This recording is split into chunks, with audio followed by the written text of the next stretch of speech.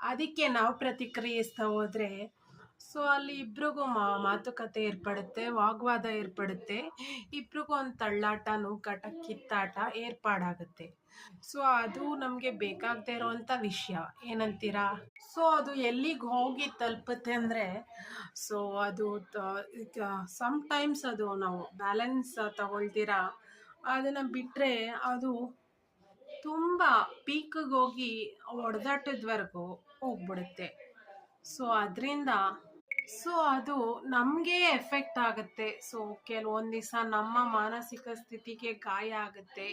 So ನಮಗೆ ಅದರಿಂದ ಆ ಹುಣ್ಸಿಂದ ಬರೋಕ್ಕೆ ತುಂಬ ದಿನ ಬರಬೇಕಾಗುತ್ತೆ.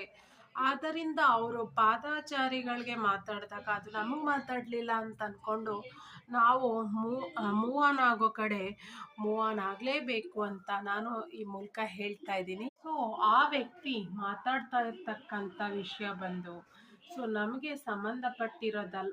ಈ ಲೈಫಲ್ಲಿ ನಾವು ಏನಂತ ಅನ್ಕೋಬೇಕು ಅಂತಂದರೆ, ಏನಾದರೂ ಒಂದು ಜೋರಾಗಿ ಪೀಕಾಗಿ ಜಗಳ ಬಂದ್ಬಿಟ್ಟಾಗ ಅದು ನಮಗೆ ರಿಲೇಟೆಡ್ ಅಲ್ಲ, ಆ ಬೈಗಳಗಳು ನಮ್ದಲ್ಲ. ಸೊ ಅಂತ ನಕ್ಕು ಮುಂದೆ ಹೋದಾಗ ನಮಗೆ ಮನಸ್ಸು ಸಮಾಧಾನ ಹೆಚ್ಚು ಸಿಗುತ್ತೆ. ಸೊ ಈ ರೀತಿ ನಾವು ಮನಸ್ಸಿಗೆ ಪೇಷನ್ಸ್ ತಂದ್ಕೊಳ್ತಾ ಹೋಗಬೇಕು.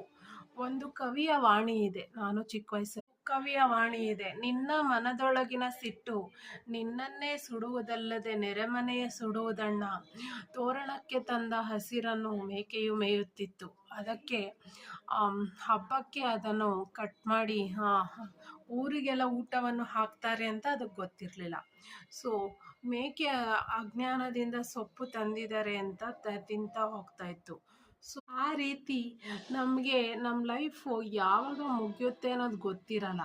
ಸೊ ಅದಕ್ಕೆ ಈ ಥರ ಒಂದು ಜಗಳ, ಅನೋಕಾಟ, ಗುದ್ದಾಟ, ತಿಕ್ಕಾಟಗಳು ಬೇಡ ಅಂತ ನಾನು ಹೇಳಕ್ಕೆ ಇಷ್ಟಪಡ್ತೀನಿ.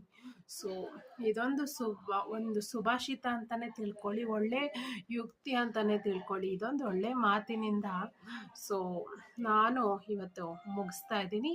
ನಮಸ್ಕಾರ. Thank you.